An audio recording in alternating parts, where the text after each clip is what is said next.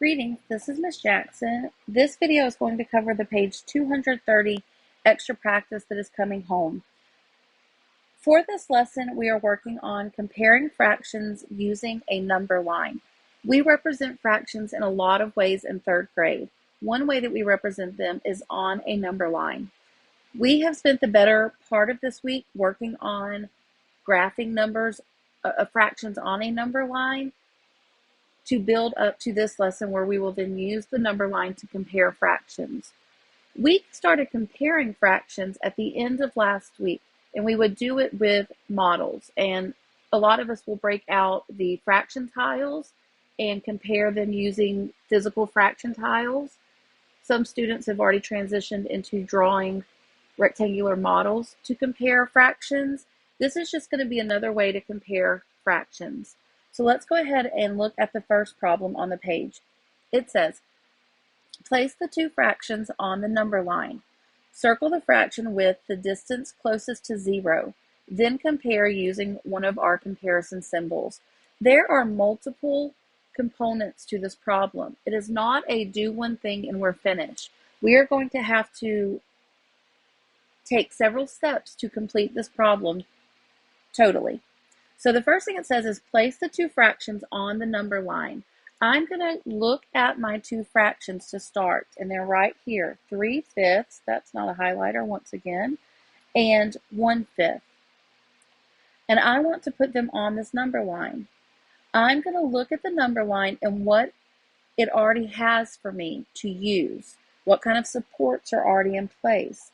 I'm looking at this number line and I see it begins with 0 and ends with 1.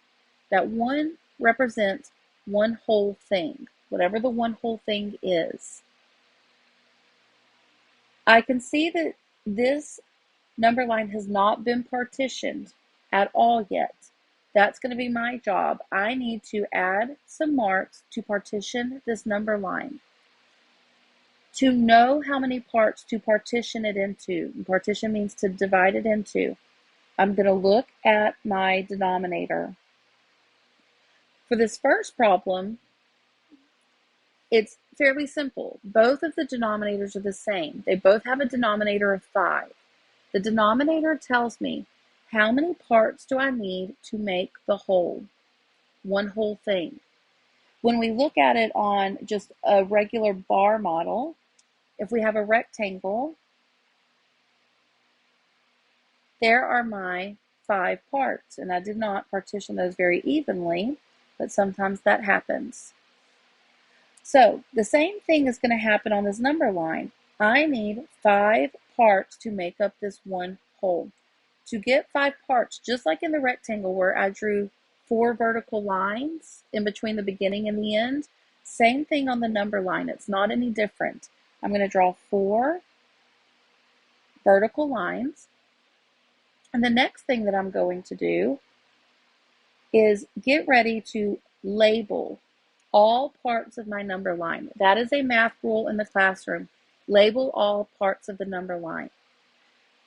Because these tick marks come between the whole number 0 and the whole number 1, they have to be labeled with a fraction, with a part of a number. And so let's look at how that's going to happen. Just like in this rectangle up here, where the number of parts told me the denominator, it's going to work the same way on a number line. So I can, if I need to, count the spaces. And in class, one of the rules for number lines is count the spaces, not the tick marks. When students start counting the tick marks, the lines, they typically end up one off because they will count the one at the 0. So in class, we count the spaces. That tells me how many parts do I have in one whole. And in this case, it's 5 parts. That means all of my denominators will be a 5. Now, to find out which numerator to use, we just need to see how many parts does this tick mark represent. This first tick mark is 1 part, and I've illustrated that with the blue highlighter. So that is 1/5 of the whole. That distance is 1/5 down to the whole number 1. If we look here, we have 2 parts of the whole. 1, 2, 3 parts of the whole. And we always write the fraction on the tick mark behind the complete part.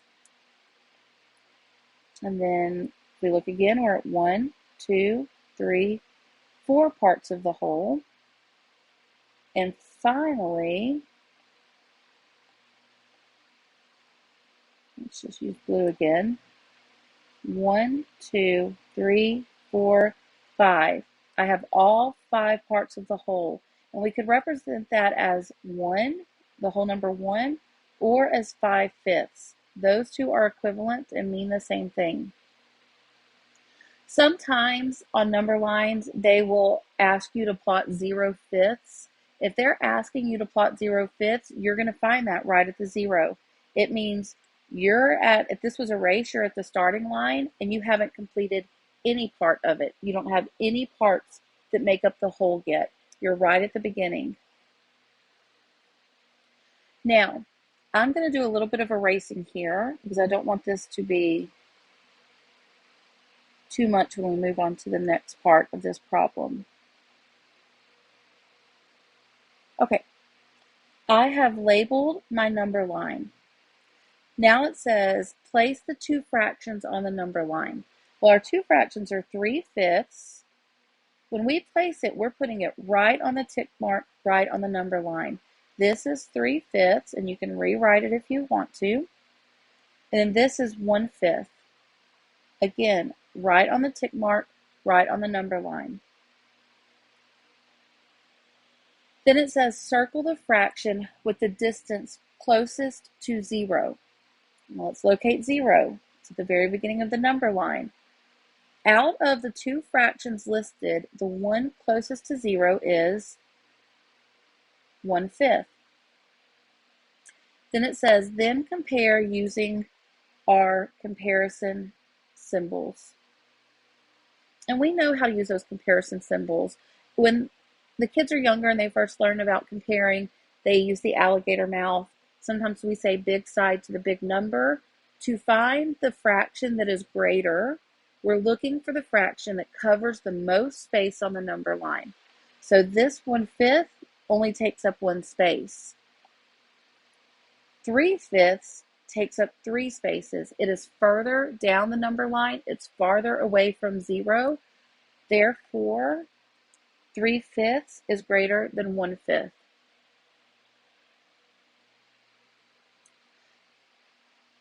I'm going to go ahead and erase everything on problem 1 so that we have plenty of room to work out problem 2.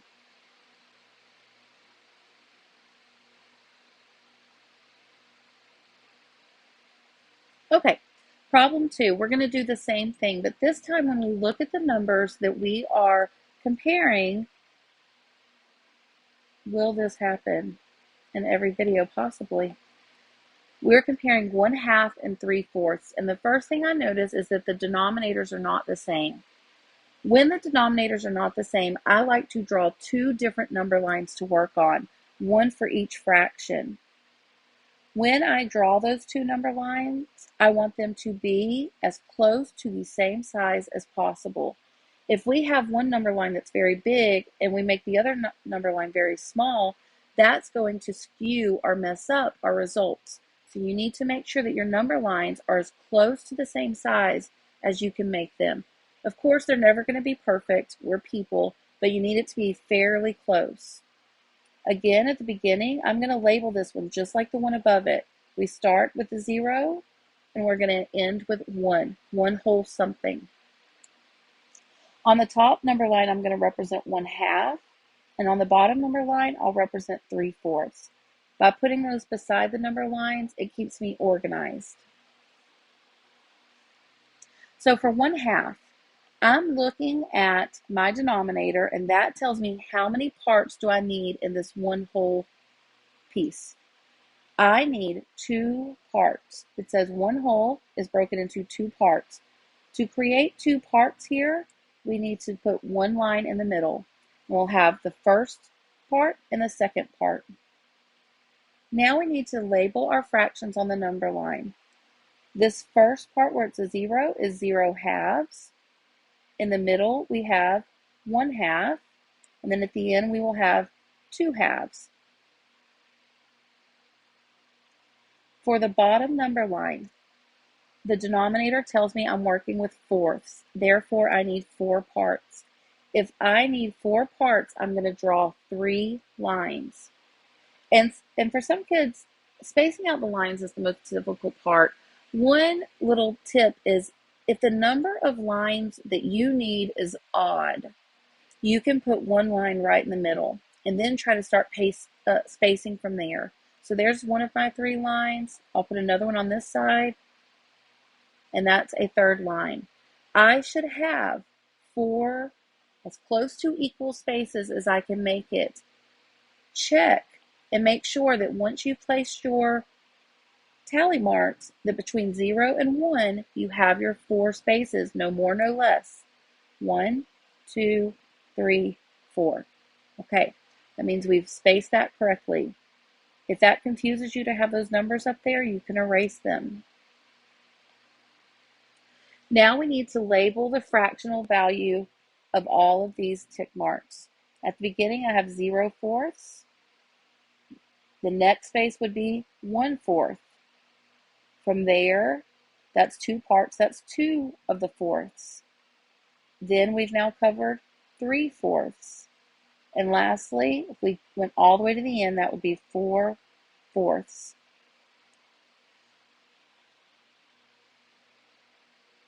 All right, now we need to, on our number lines, plot 1/2 and 3/4. Let me get maybe a bright red to do that with. Here is 1/2, and here is 3/4. Because I've drawn nice equal number lines, I can look at this and clearly see which fraction is greater and which one is smaller. Right here in the instructions it said circle the fraction with the distance closest to 0. Well, the one that's closest to 0 would be 1/2. For my comparison symbol here in the circle, 3/4 is larger than 1/2, or we could read this as 1/2 is less than 3/4. And I know that because I can look and see which one is further away from that starting point of 0, and it's 3/4. That means it is the biggest fraction. It takes up more space on the whole. Okay, I'm going to erase this also so that we can work on problem 3.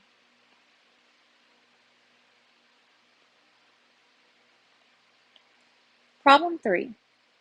Mr. Brady draws a fraction on the board. Ken says it's 2/3 and Dan said it's 3/2. Do both of these fractions mean the same thing? If not, which fraction is larger? Draw a number line to model 2/3 and 3/2. Use words, pictures, and numbers to explain your comparison. So again, this problem is going to take multiple steps to solve. And we have a fraction in there that's improper. We worked on improper fractions last week. We worked on putting them on a number line this week. And now we're going to put it all together to use it to compare. Again, I'm looking at my 2 fractions, and the first thing that I notice is that the denominators are not the same. Because they're not the same, I'm going to draw 2 different number lines.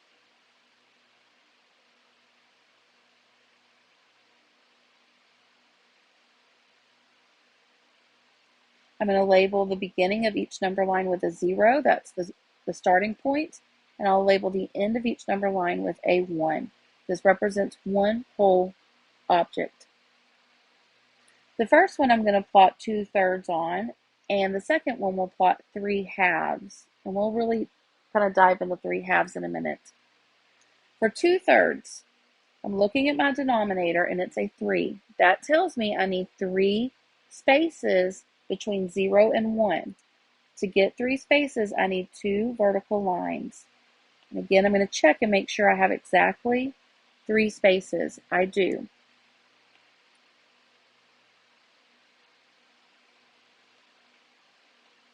Now we need to label the parts of our number line.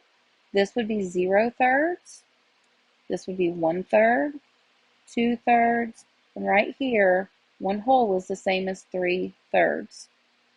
Let's go ahead and plot 2/3 on the number line. 2/3 is found right here.